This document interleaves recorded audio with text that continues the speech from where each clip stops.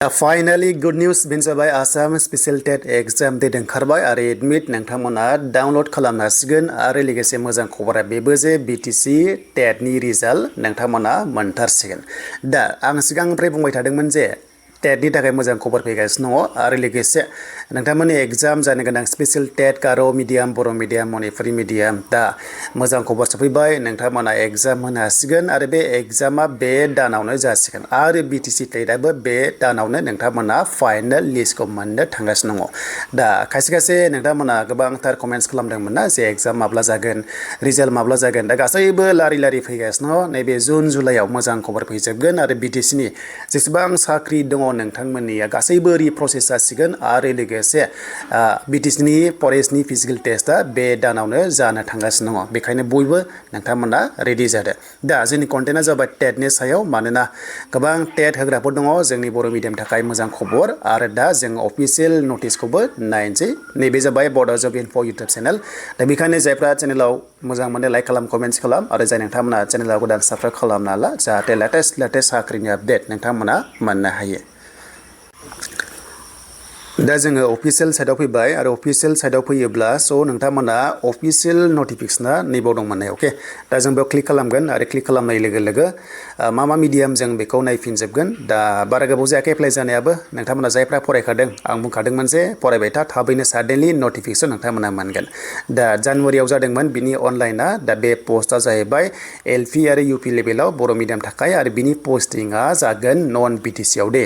आरो मोनसे मोजां खबर जुदि आसाम TET बेखौ पास खालामनो हायोबा BTC TETआवबो नोङो इलिजिबल जागोन आरो आसाम TETआवबो नोङो इलिजिबल जागोन। बेखायनो नोंथांमोना चान्सखौ लानांगौ। दा बेनि एग्जामा बे दानाव जासिगोन। दा नैबे पर्टेलाव अफिसियेल नटिसआ थाबैनो आपल'ड जासिगोन आरो सेबानिफ्राय नोंथांमोना एडमिटखौ डाउनल'ड खालामना लानो हागोन। दानि एग्जाम डेटआ माब्ला एबा एडमिट डाउनल'डआ माब्ला जों बे मोनसे सर्ट नटिसखौ जों दायो नायग्रोनो। दा बेनो जाबाय नै नटिफिकेसन अके नोंथांमोना मा बेनो जाबाय सेबानिफ्राय एडमिट डाउनल'ड खालामना लानो हागोन 11 AM जानाय लोगो 12 जुनाव अके 12 थारिखआव एडमिट कार्ड गासैबो मोनगोन। बेनो जाबाय आसाम स्पेशल TET आरो बे एग्जामा कन्डाक्ट जागोन 28 जुन सानडे खालि जासिगोन अके। 29 जुन खालि नोंथांमोननि एग्जाम TET आसाम स्पेशल TETआ जागोन। बेखायनो एग्जाम सेन्टाराव थाङोबा एडमिटजों लोगोसे गासैबो ID गांसे लांफाबानो जाबाय जेरै DL बेनिफ्राय भटार ID PAN card Aadhaar card जि दङ एग्जाम सेन्टाराव नोंथांमोना एडमिटजों लोगोसे बेखौ लांफाथारनांगोन अके। दा बे एग्जाम सेन्टारा गासैबो एडमिटआव थागोन।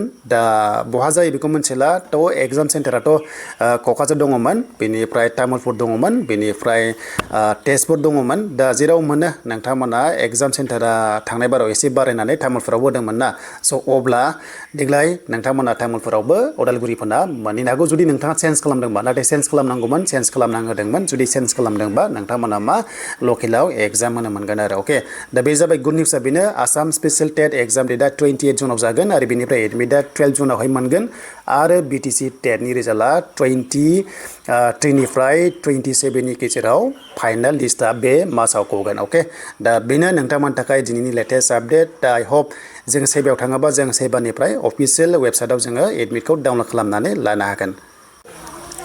दा जों नैबे सेबायाव फैनांगोन दे नैबे सेबा बे वेबसाइटआवहाय नोंथांमोना एडमिटखौ मोनगोन। दा दासिम गैथ'वा लासै पाब्लिश जागोन आरो जेब्लानो जायो थ' नोंथांमोना गासैबो डिटेल्सखौ आंनि बड'जब इनफ' इउटुब चेनेलाव लासै मोनलांबाय थागोन। आरो मोनसे मोजां खबर BTC नि थाखाय ग्रेड 3 आरो लोगोसे ग्रेड 4 निफ्राय थानायफोरा गासैबो प्रसेसआ अन दा वे जागासिनो दङ। दिसपुरनिफ्राय गासैबो ग्रिन सिगनेल फैगासिनो दङ नोंथांमोननिया आरो लोगोसे दिसपुरनिफ्राय अर्डार हरनाय लोगोनो BTC TET नि एपइन्टमेन्ट लेटारखौ होनो हासिगोन। दा बेनो नोंथांमोननि थाखाय लेटेस्ट आपडेट।